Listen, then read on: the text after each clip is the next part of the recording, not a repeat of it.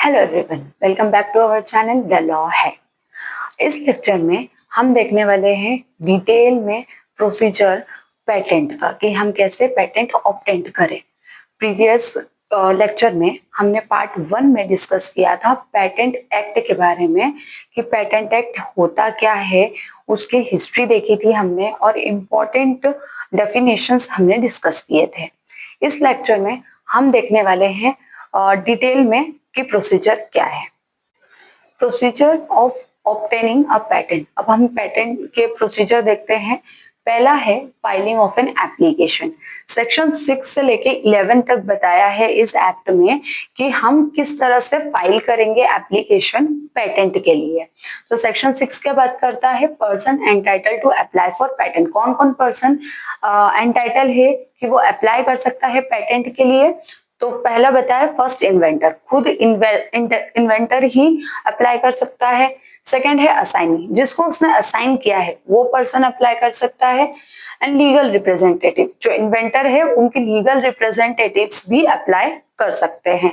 Sub section 1 में ये बताया है कि अलोन और ज्वाइंटली, यानी कि ये जो भी पर्सन इसमें बताए गए हैं वो पर्सन साथ में भी कर सकते हैं, खुद अकेले भी कर सकते हैं।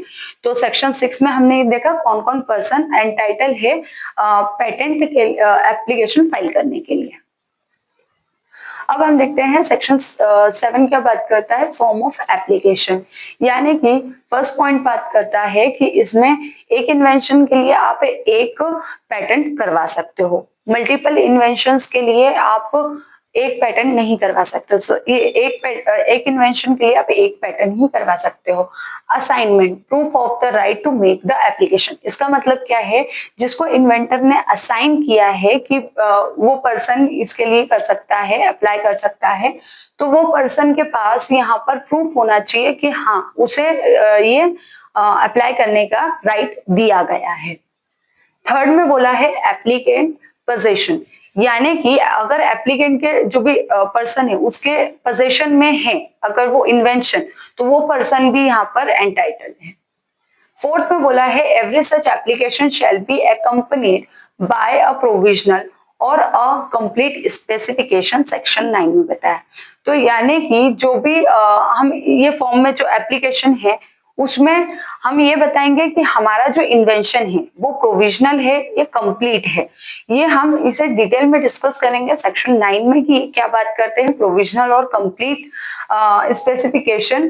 बट जो भी एप्लीकेशन में फॉर्म ऑफ एप्लीकेशन होने चाहिए वो ये सारे चीजें उसमें मेंशन होने चाहिए उस एप्लीकेशन। सेक्शन 8 बात करता है special provisions for the foreign application, यानी कि जो भी एप्लीकेंट है फॉरेन के, अगर उन्होंने ये देखे जाएंगे कि जो फॉरेन एप्लीकेंट है अगर वो पेटेंट के लिए अप्लाई कर रहा है तो उसने किसी और कंट्री में तो पेटेंट रजिस्ट्रेशन नहीं करवाया है, ये चीजें देखी जाएगी। और अगर उसने नहीं करवाया है तो वो इंडिया में उसे पेटेंट रजिस्ट्रेशन के लिए अलाउ कर दिया जाएगा। अब हम देखते हैं सेक्शन 9। सेक्शन 9 क्या बोलता है, प्रोविजनल एंड कंप्लीट स्पेसिफिकेशन देना होगा।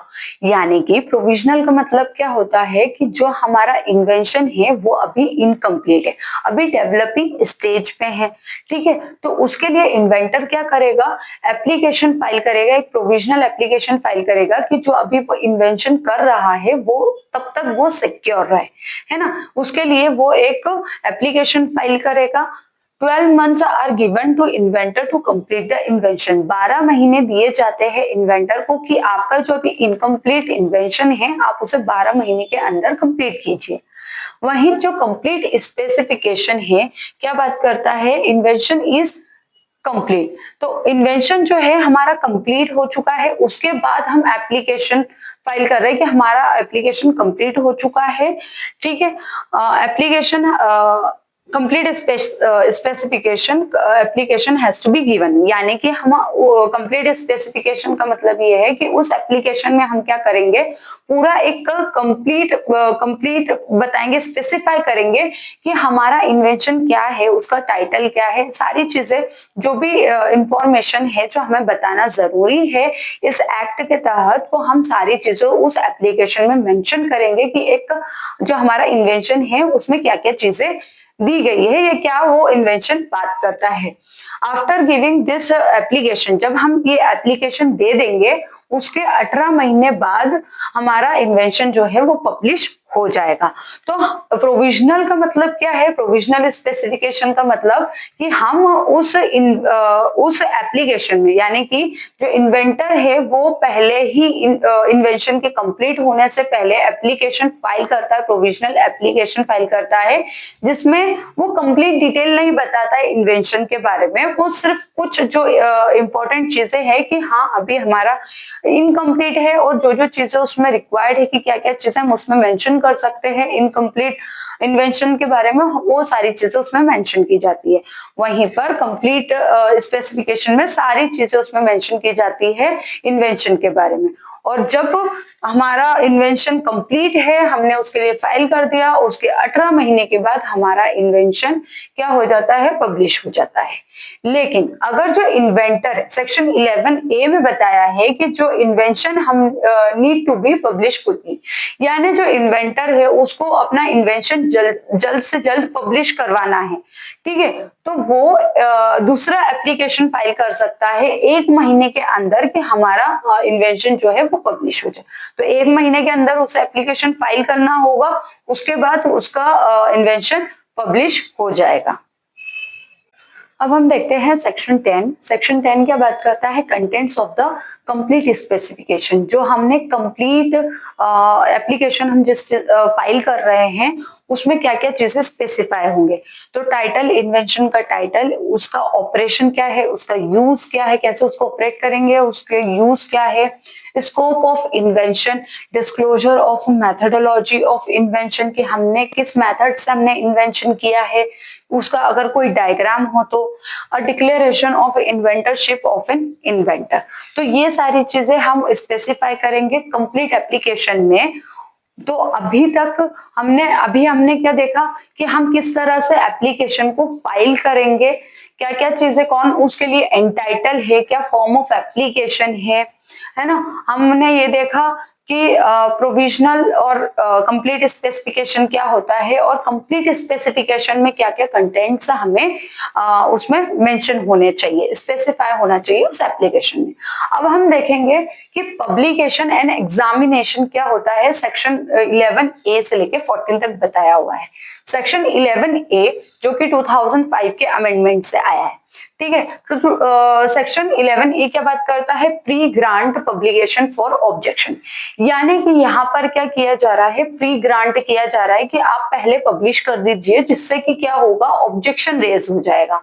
ऑब्जेक्शन रेज होगी तो क्या होगा, लिटिगेशन, यानी कि पेटेंट करवाने से पहले, रजिस्ट्रेशन होने से पहले पब्लिश कर दिया जाए जो हमारा इन्वेंशन है, तो उससे क्या होगा, ऑब्जेक्शन रेज होगा। अगर ऑब्जेक्शन रेज होता है तो यहाँ पर क्या होगा, ऑब्जेक्शन रेज हो या ना हो, यहाँ पर हम लिटिगेशन को अवॉइड कर सकते हैं।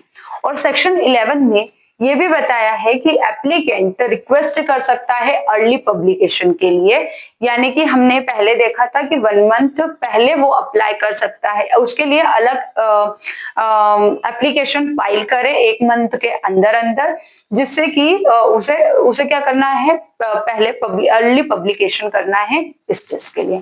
तो सेक्शन 11 प्री ग्रांट के बारे में बात करता है कि हमें पेटेंट देने से पहले, यानी पेटेंट ग्रांट करने से पहले कोई ऑब्जेक्शन रेज हो तो उसके लिए प्री ग्रांट पब्लिकेशन अलाउ, मतलब ग्रांट कर दिया जाए। सेक्शन 12 में बताया है रिक्वेस्ट फॉर एग्जामिनेशन। यहाँ पर जो इन्वेंटर है वो एग्जामिनर से रिक्वेस्ट करता है कि हमारा जो रिपोर्ट है, हमने जो भी एप्लीकेशन आपको दिया है वो आप एक बार एग्जामिन कर लीजिए। जो एग्जामिनर है वो पूरा रिपोर्ट देखता है, जो इन्वेंशन है वो कहीं पहले से ही एग्जिस्टेंस में तो नहीं है, सारी चीजों को चेकआउट, मतलब एग्जामिन करने के बाद वो एग्जामिनर इन्वेस्टर को क्या देता है, फर्स्ट एग्जामिनेशन रिपोर्ट, जिसमें कि ये बताता है कि जो इन्वेंटर का इन्वेंशन किया गया है वो किसी और का एग्जिस्टिंग इन्वेंशन नहीं है। अब हम देखते हैं opposition to grant of patent. Section 25 में बताया है कि pre grant and post grant opposition. जब हमने देखा सेक्शन 11A में कि क्या बात करता है प्री ग्रांट अपोजिशन के बारे में, कि अपोजिशन क्या करेगा अगर वो ये देखता है कि ये जो इन्वेंशन है वो उसका इन्वेंशन है ना, तो वो क्या करेगा, अगर उसे किसी भी तरह का ऑब्जेक्शन रेज होता है तो वो राइटिंग में देगा कंट्रोलर को कि वो उसका इन्वेंटर का पेटेंट स्टॉप कर सके, उसको रोक सके ग्रांट करने से पहले। ठीक है, तो प्री ग्रांट में इसलिए पब्लिकेशन की जाती है। अब पोस्ट ग्रांट में क्या होता है, जब हमें पेटेंट मिल जाता है इन्वेंटर को, उसके बाद अपोजिशन रेस करता है, यानी कि ये बोलता है कि ये जो इन्वेंशन है वो उसका इन्वेंशन है या उसको देखी हुई की गई है, तो उसके लिए अपोजिशन क्या करेगा, फाइल करेगा 1 साल के अंदर जब भी पब्लिश हुआ है इन्वेंशन पेटेंट ग्रांट करने के बाद। जब पेटेंट ग्रांट हो गया है ना, उसके 1 साल के अंदर अंदर ओपोजिशन को, यहाँ पर अगर कोई भी किसी भी तरह का अपोजिशन है, उसे ऑब्जेक्शन है, तो वो रेस कर सकता है 1 साल के अंदर अंदर। अब हम देखते हैं कि जब प्री ग्रांट हो गया, पोस्ट ग्रांट हो गया, उसके बाद भी अगर कोई अपोजिशन नहीं आता है या फिर जो अपोजिशन है वो गलत बोल रहा है, तो उस टाइम पे क्या किया जाएगा, ग्रांट कर दिया जाएगा पेटेंट इन्वेंटर को। ठीक है, सेक्शन 43 एंड 47 में बताया है। तो कंट्रोलर यहाँ क्या करेगा, पेटेंट ग्रांट कर देगा और उसे पब्लिश कर देगा। फिर the application specification and other documents are made open for the public inspection। तो जो भी डॉक्यूमेंट्स या फिर जो एप्लीकेशन, जो भी स्पेसिफाई कंप्लीट स्पेसिफिकेशन दी गई है इन्वेंटर के द्वारा, तो उन्हें पब्लिक इंस्पेक्शन के लिए ओपन कर दी जाएगी। If the patent is not granted the applicant can file. अगर पेटेंट उसे ग्रांट नहीं किया गया है तो जो एप्लीकेंट है वो सेक्शन 47 में अपील कर सकता है। Any person can file opposition of patent post granting within 1 year of the date of publication.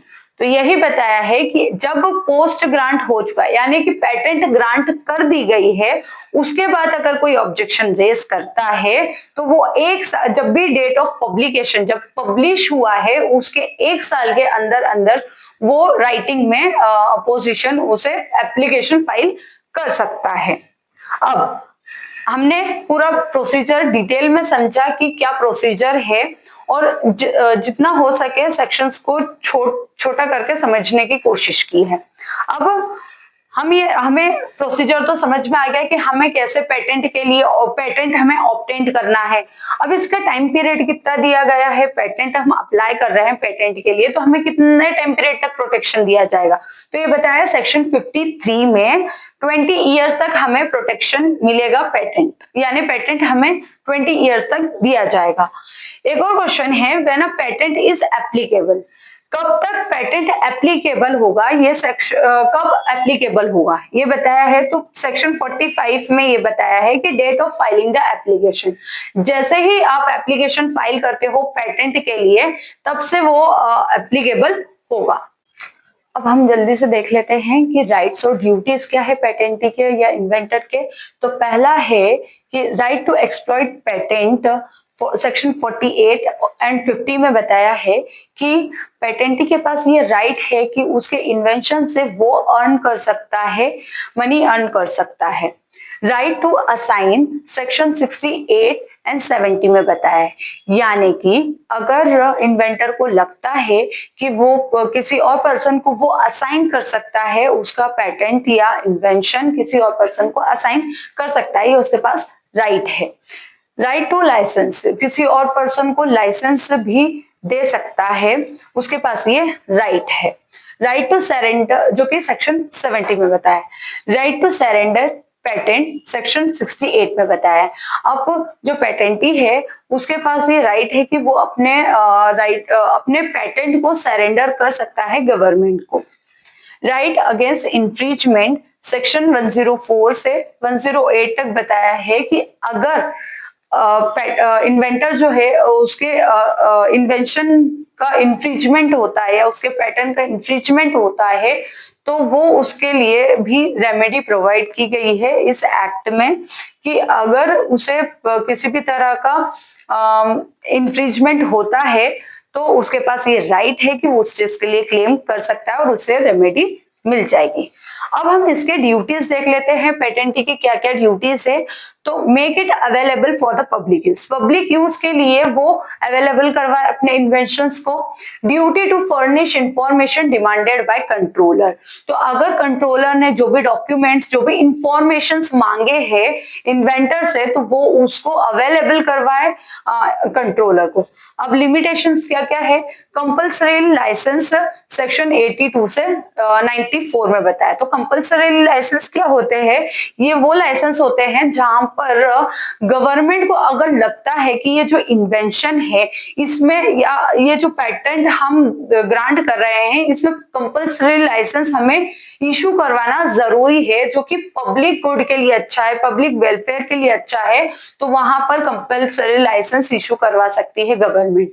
Second point है use of patent by government, जो कि सेक्शन 99 से 103 में बताया है कि गवर्नमेंट पेटेंट को यूज कर सकता है। थर्ड में बताया acquisition of invention and patent by government, section 102, यानी कि गवर्नमेंट के पास गवर्नमेंट एक्वायर कर सकती है इन्वेंशन को या पेटेंट को अगर उसे लगता है कि ये जरूरी है एक्वायर करना, तो वो 102 के तहत गवर्नमेंट भी उस इन्वेंशन को एक्वायर कर सकती है। आई होप आपको इतना समझ में आया हो। और आपके लिए एक क्वेश्चन ये अराइज आपके लिए एक क्वेश्चन है कि can a patent be automatically protected, इसका आंसर आप कमेंट करके बताइए कि इसका आंसर क्या होगा।